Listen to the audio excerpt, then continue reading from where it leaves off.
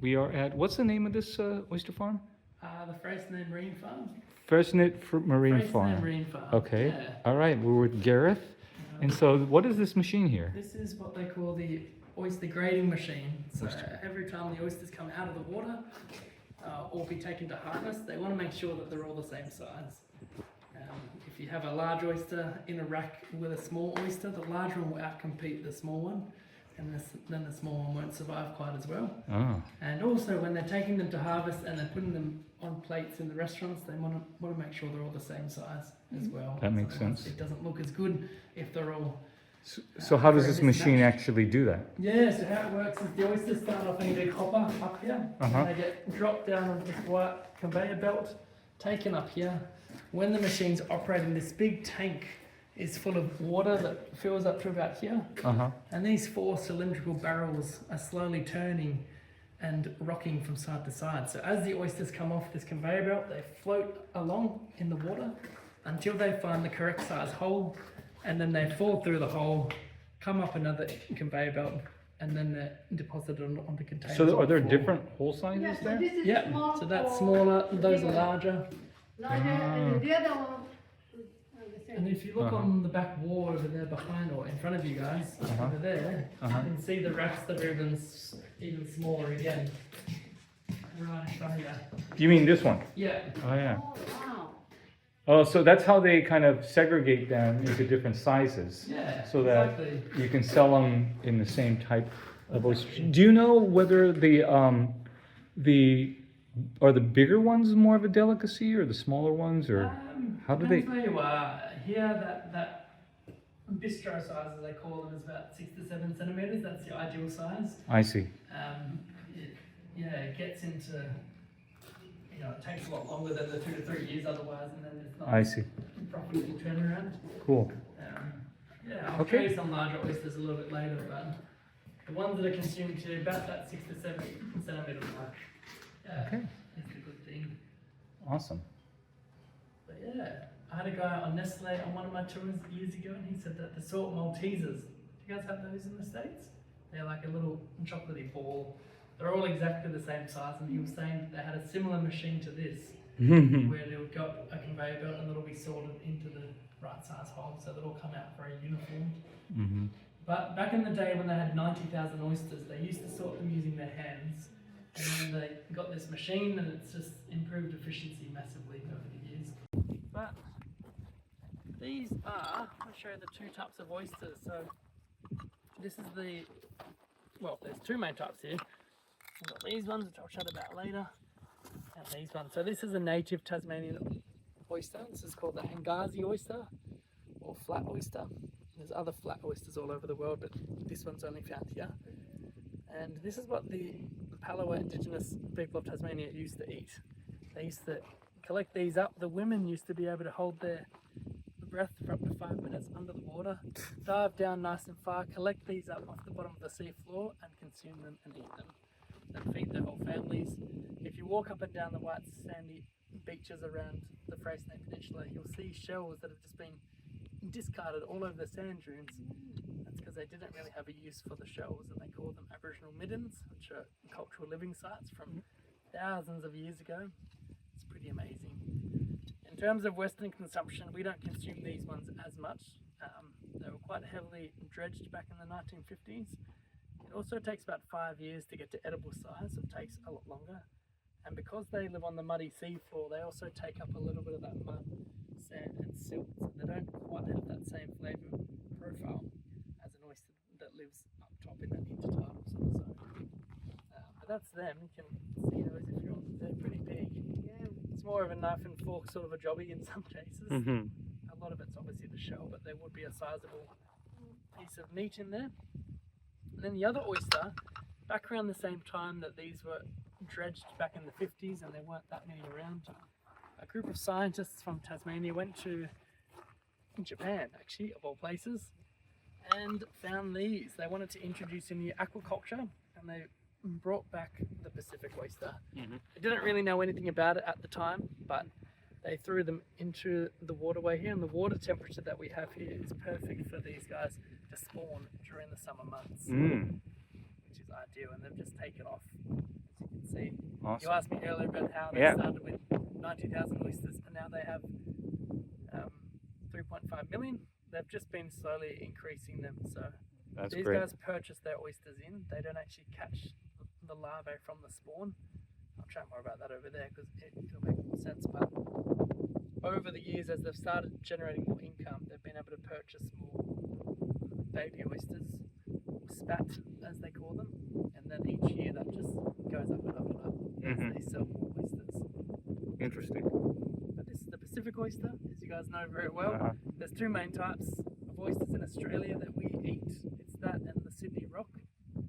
Some say the Sydney Rock are a little bit more creamy, some say these are nicer. It's very subjective, very personal preference. But yeah, that's about that average dinner plate size that the farmers are going for. It normally takes from spat or baby oyster to adult bistro size. We're normally looking at about between 2 to 3 years to get that to that adult desirable size.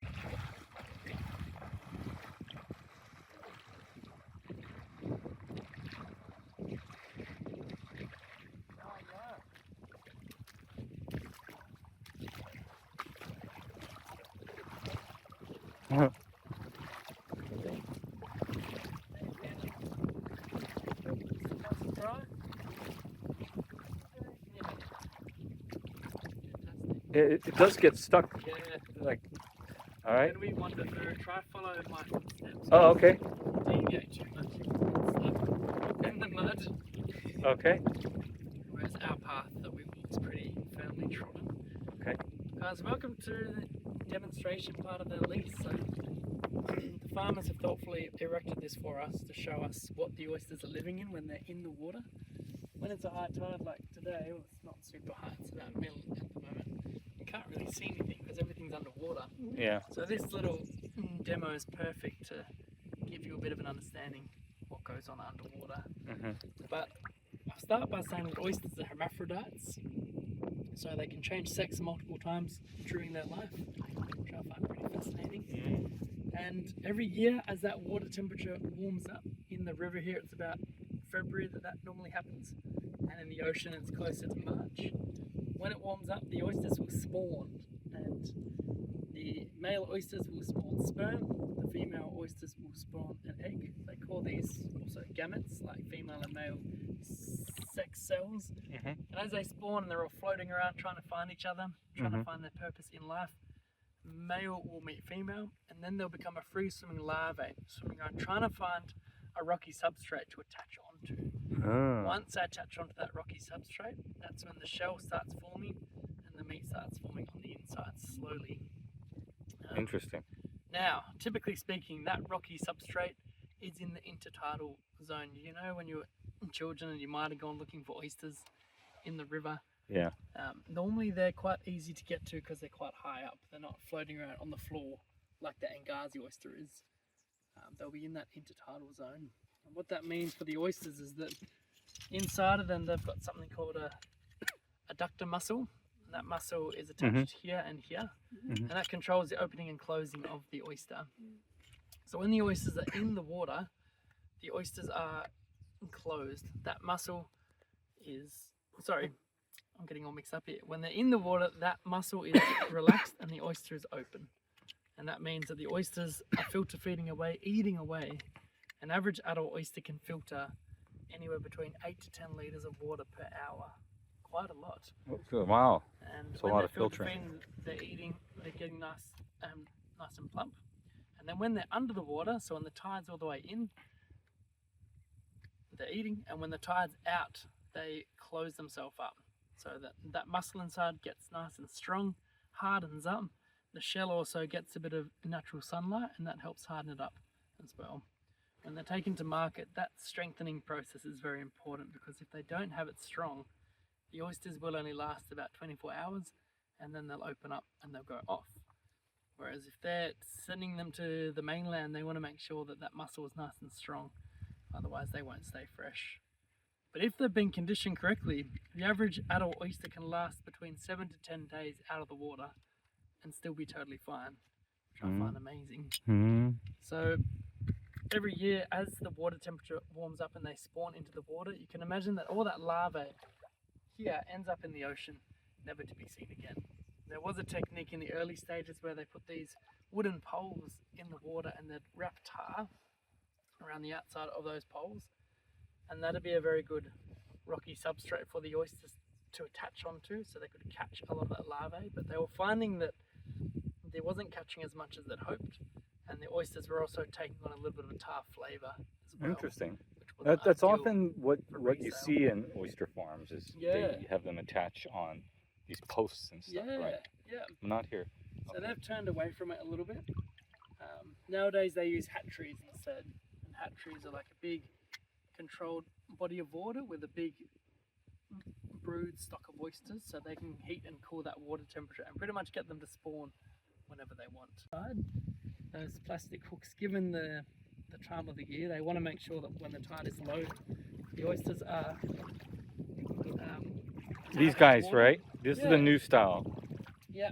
Uh-huh. And when the tide's in, they want to make sure that they're under the water. So it's that fine line between having the waters in the water and having the oysters out of the water for about half a day. So they don't use these anymore. These ones, not really, no. No. And then, so when the oysters come from the hatchery, they are about 3 months old normally. And when they come here, they spend the next 16 months in the river, getting them up to a plump enough sort of a size. And then once they want to plump them up even more to get them to market, that's when they take them out to these style accommodation. And these ones are the ones that are in their ocean part of their lease. They're 40 hectares. Uh-huh. So that's where they're suspended about 5 meters underwater. Which means they're not affected by the tidal change, which ultimately means they're open the whole time, which means they're eating away. Uh-huh. Imagine spending 5 months at Sapphire. Yeah. You'd get very fat. So they have no predators, so they're Not just really, they're just especially gorging. especially not when they're in these racks as well. Mm-hmm. So when they're in there, they get nice and plump. They fatten them up for harvest. But what also happens is their muscle becomes quite weak because they're not working it, Mm-hmm. and the shell becomes quite soft. So before they get taken to market or harvest, they come back into the river system, and then they spend another 4 months here in the river. They call it oyster boot camp. Mm-hmm. And then after that, when they strengthen their muscle and harden the shell, that's when they get taken to market after that.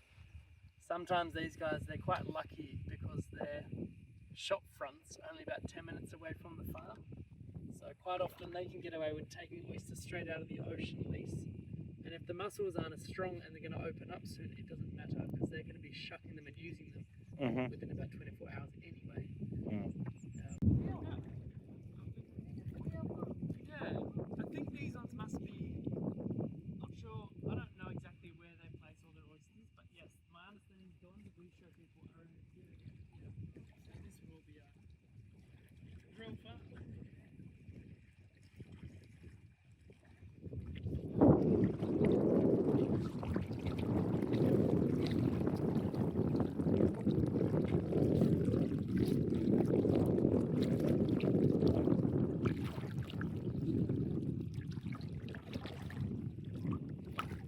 So this is what she was alluding to. Yes, this is a real farm.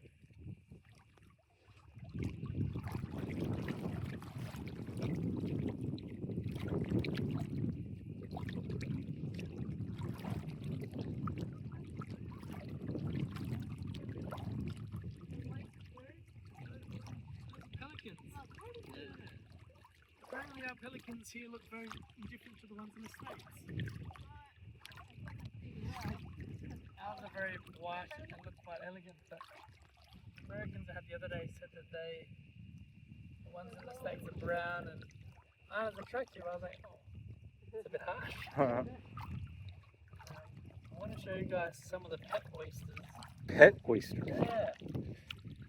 So we were chatting earlier about the size of them. Wow, that's a These guys are pets. These were already here when Charles and Julia arrived in 2005. And you said they live till like 70 years or so, right? They can live up to 80. 80. I mean, a lot of them won't make it that long because they'll be harvested, but you can see how they're open Oh, yeah. It's at the open. moment. And as soon as I pull this one out, that gap there that he's feeding through, is going to close. Sometimes it happens fast, sometimes it takes a few minutes, but that's how they filter feed. So it's only a tiny opening, but here you go. Looks like he's just about to close. There you go. Oh, yeah. Snap shut. And that's how they know that they're in the water or out of the water. So right now, as he stands, that muscle is getting nice and strong. Because he's above the water, the sun's hitting the shells, they're making it, hardening that calcium, and he's not eating. So not getting any larger, but also making the muscle nice and strong. Very important when they're farming them, especially for the ones that are taken far away. However, when I put him back in the water, he won't open up probably straight away. They take a second again. But when he's in the water, that's when he's eating away, filter feeding that 8 to 10 litres of water per hour. But now that we have him out anyway, anyone want to hold him? Pretty heavy. You asked earlier about eating oysters this sort of size. Heavy. I've heard mixed reviews if they're nice or not. Some say they are very nice. Some say as they get larger they lose a bit of that flavour profile a little bit. I can't say, but I'd love to shuck one of these open and have a look, but Charles would probably kill me if I murdered one of his children. So where do they buy them from? The hatchery. Okay, so here they don't have a hatchery. They just buy them from the hatchery and then Buy them from the hatchery when they're about 3 months old, and then they farm them, and then they're home. And where is the hatchery? It's in Dunalley, which is about 2 hours away. You call that 3 hours away. It's I see. south of here. Yeah, down the Tasman way. There used to be one in St Helens, but taken away, and there used to be one in Mission as well, but now it's in Dunalley. So yeah, as mentioned, to farm the oysters and to catch all that larvae themselves is way too difficult. So they just find using hatcheries a lot easier, and then they can buy in exactly what they want, how many they want, and then everything that happens from the hatchery to here, they're in control. So this is what they purchase the spat in. Actually, I'm going to get on your other side. It's better lighting. Oh yeah, this little bag here. This is what they buy the spat, and as you can see, it's very fine. Yeah. And the spat normally comes out about the size of a small fingernail, so I'll try to find an example. They sort these fairly regularly because we show these to people. These ones aren't too sorted. See, that one on the end of my finger is probably about the size that they come when they come from the hatchery. That's small. That's small. It doesn't even look like it. How old is No. How old is it? That one's probably about 3 or 4 months. Oh, Yeah. okay. Yeah. And then obviously once they get to a certain size, they'll sort them so they're all the same size again. And then they'll gradually change the racks as well. They want as much water passing through the racks as they can, but obviously the hole is not too large that the oysters are going to fall out. But yeah, that's what they normally start as when they arrive here at the farm. But prior to that, they're microscopic and they're just floating around in the waterway trying to find their other sex counterpart. Yep. That's when they become the larvae, trying to find the rocky substrate, and then they form into that. And then Giles and Julia, a lot of what they do here is just move oysters around, making sure they're in the right place at the right time. They don't really judge oysters by their age, it's more a size thing. Yeah, that's about the size they are when they come here.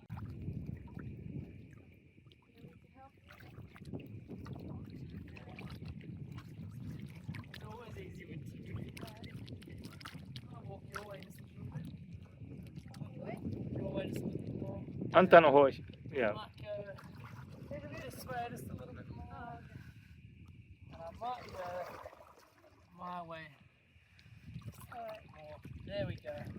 Everything for the photo. Yes. You think I'm an influencer? Well, you're influencing us, if that matters. I'm telling you something about oysters.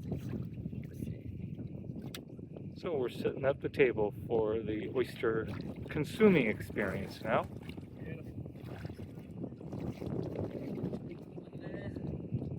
You can see there's a little pelicans over there, among other birds. It's a protected area with a lot of migratory birds. So Gareth looking for some of the nicer oysters for us to consume.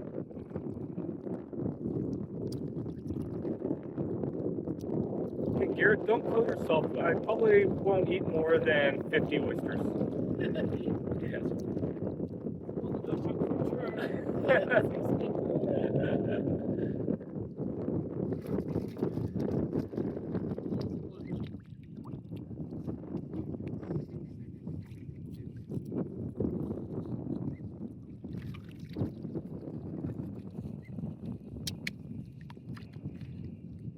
So these are the guys in the final stages, ready to go.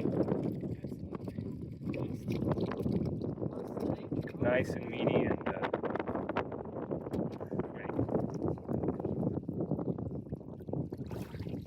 Alright.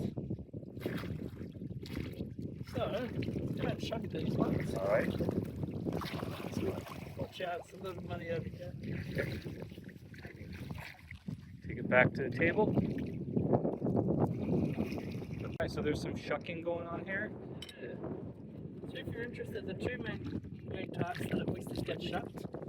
The restaurants will go through the hinge, but you've got to push quite hard. We're not as good as it. The only reason they go through the hinge is to not damage the shell on the outside. Because we prefer to go on the side, it's a little bit easier. We're not in a restaurant, so we go in from here.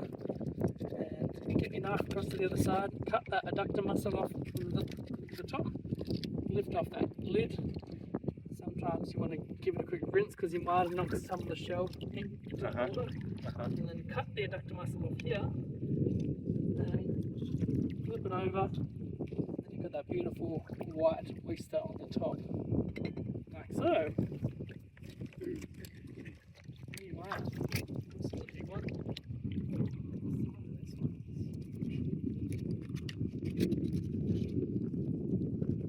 Oh, that's right, because the sorting has not taken place yet, so you have some various sizes. Yeah, exactly. So before these are taken to market, they're not too worried about it for us. Yeah. It's right there, sort of thing. But these do vary a little bit, but on a plane or a restaurant, these are all still pretty good size and pretty on average. I'm struggling with.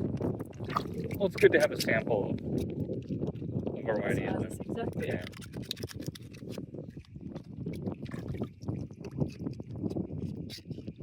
That muscle off, and then you'll notice the only other thing I do at the end is I flip them over, because it just hides a lot of the flappy bits that you see on the underside of them. It doesn't change the taste or anything. It just hides its.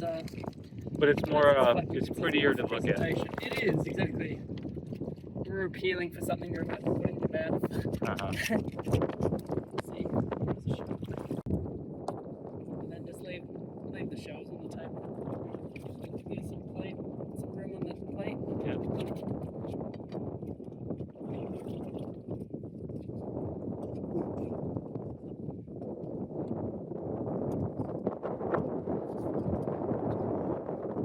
Tell me how they honestly, I won't get offended with my oysters. But they're pretty fresh. They will be salty. Good. Straight from the sea. Okay. Okay, I'm gonna try.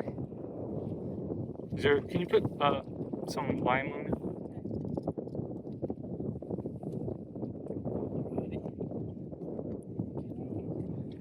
Alright. Just leave them on the table. That's fine. Anywhere there, you can see why we get the pictures first, because the tablecloth turns pretty That's good. dirty after this. So you guys signed up for the tour? Or you just may do it? We might. I'm not sure yet. Yeah. We are in the here and now, so whatever happens later happens or not.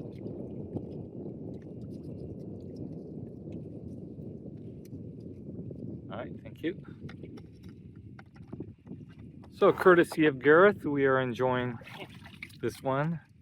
Well, it's not as exciting on my own, so thanks for coming out. Yeah.